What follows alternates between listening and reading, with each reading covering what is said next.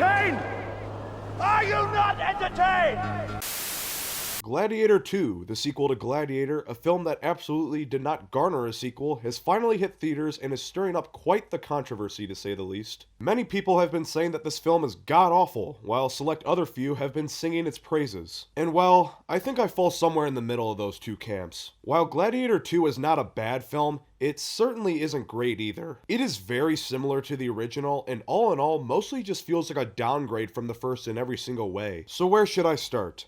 Well, I think I knew that this film was not going to be as good as the first after about the first 20 minutes. The first 20 minutes are so rushed, and as a result, the setup for the story to come is so rushed that it ultimately dooms the rest of the movie. Don't get me wrong, that opening battle sequence was very entertaining. But what Gladiator 2 fails to do is give us an interesting premise that ultimately leads to an epic story. Let me explain what I mean. The whole premise and eventual story of the first Gladiator is just so much more interesting and engaging. An honorable general named Maximus of the Roman army is unexpectedly selected to be the next emperor of Rome over the emperor's own son. Before the news is spread far and wide, however, the son kills his father out of jealousy and betrays Maximus, killing his family, and is then sold off into slavery. He is then bought by a gladiator trainer, and through sheer determination and a lust for revenge, Maximus works his way to ultimately killing his betrayer and avenging his murdered wife and son. Now let's look at the basic story of Gladiator 2. Lucius, a former prince of Rome who now lives in a North African village, gets his city invaded by the Roman Empire. His city is conquered by Rome.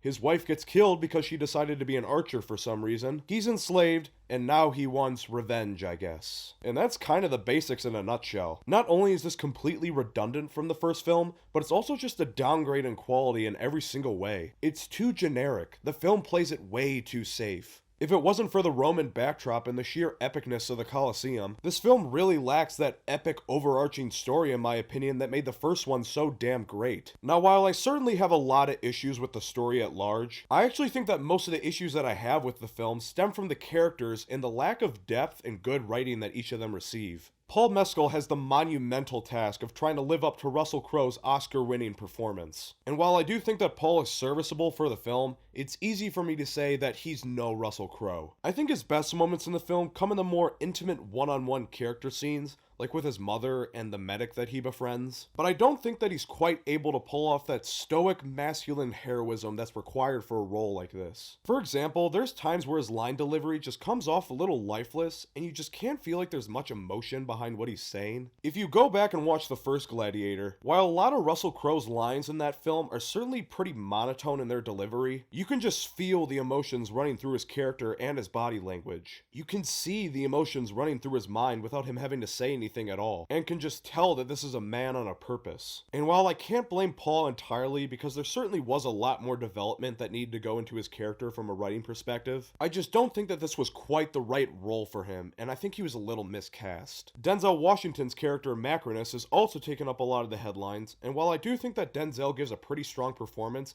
I have to say that I was a little underwhelmed by his character. While Denzel certainly makes the most out of what he's given, I think that Macrinus as a character was written pretty inconsistent and in the end just falls a little flat for me. And I think that largely has to do with where his character ends up by the end of the film. I don't think was built up to very well or foreshadowed in any significantly meaningful way. His eventual plot to manipulate and overthrow the emperors and with that Rome itself I do think is a very interesting concept, but was just not executed very well and comes a little too out of left field. For a film that already has a runtime of 2 hours and 28 minutes, I actually think that the film being 15 to 20 minutes longer and dedicating most of that time to Denzel's character, where we get to see more of the seeds of his manipulation unfolding, would have really benefited with what leads to the climactic ending battle. But we just don't get enough of that. It's only by the third act that you realize, oh, Pedro Pascal is dead, the emperors are dead, so I guess the film has decided that he's supposed to be the bad guy now. And because of that, what's supposed to be this epic 1-versus-1 duel at the end of the film to decide the future of Rome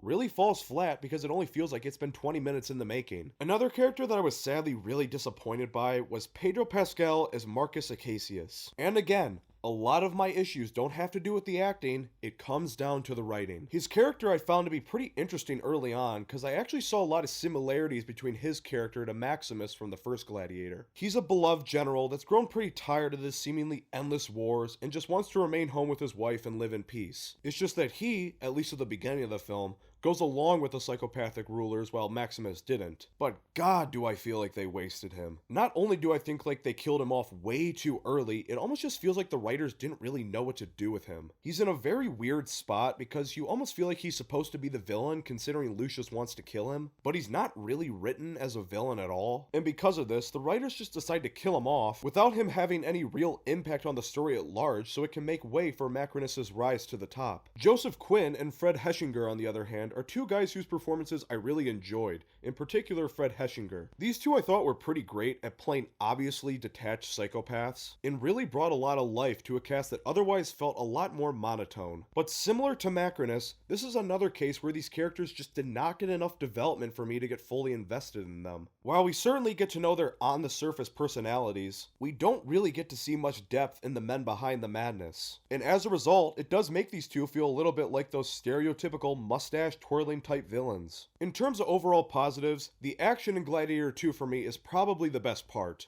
I've seen a lot of people online give their criticisms of the action, saying it's way too CGI focused and doesn't really feel like it's the same style of the first, but I gotta say, it didn't bother me as much as I thought it might. Obviously, this film was going to look a little different coming a quarter century after the first, and I think that this film's more heavy reliance on CGI actually works really well for the most part, to where I go as far to say that I actually thought that the action scenes overall in this film were better than the original. Sure, the CGI monkeys look god-awful, there's no defending that, but I think that the CGI helps these Colosseum battles feel even more grand than the first. And it even does it in a way that's historically accurate. One scene that comes to mind is the naval battle. That scene was probably the best looking in my opinion, and it's believed that there actually was naval battles in the Colosseum, so I have to give the film props for that. If you go back and look at the original, a lot of the Colosseum battles aren't really shot the best, and the camera is way too shaky for my liking. While I don't think it's bad, I can definitely say that I prefer Gladiator 2's more still camera and almost painting-like shot selections. All in all though, while it may seem like I'm being overall more harsh on Gladiator 2 than positive, I can say that this was an enjoyable film to watch and certainly a great film to watch in the theater. The action was really entertaining and engaging, the story is competent enough, and the CGI is mostly good. I can't say that there's any glaring massive issues that are obvious to the point as to why the film felt kinda average for me. For me, this really just comes down to a case of a lot of small things that just don't quite work,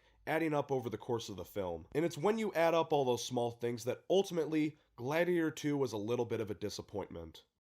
Well, that's gonna do it for this video, guys. If you enjoyed the video, make sure to leave a like and subscribe. It helps out the channel a lot. And if you guys have seen Gladiator 2 and have some thoughts of your own, whether you agree or disagree with my thoughts, let me know in the comments below, because I'd be interested to hear them. But anyways, that's all I got for today. I'll see you guys in the next one.